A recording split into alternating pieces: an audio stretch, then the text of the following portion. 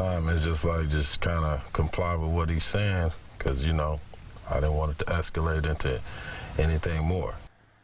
The victim of a frightening armed robbery is sharing his story after a masked man held him at gunpoint and forced him to withdraw cash from an East Side ATM. RTV6's Mike Pelton joins us live near 10th and Sherman with what that man says happened to him and what police say you can do to prevent yourself from becoming a victim. Mike.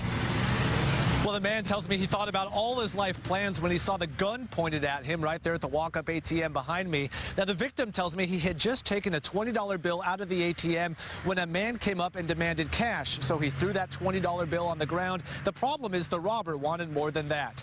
With a gun pointed directly at him, the victim says he withdrew another $300 for the robber from the ATM at the PNC Bank near 10th and Linwood. This was about 2 o'clock this morning.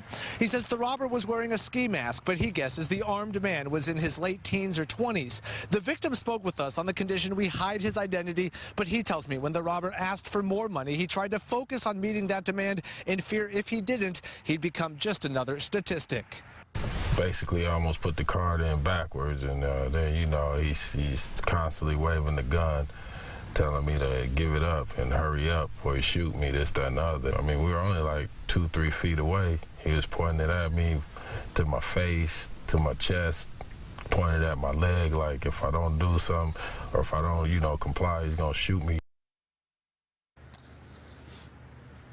And back out here live, the bank declined comment, but there is a safety sticker next to the ATMs that reminds customers to be aware of their surroundings when taking out cash. Now, Metro Police have not made any arrests, but say whenever you go to an ATM at odd hours, it's best to visit ones that are well lit and highly visible. They also say it's a pretty good idea to have a second person with you when taking out cash. For now, we're live on the East Side tonight. Mike Pelton, RTV6.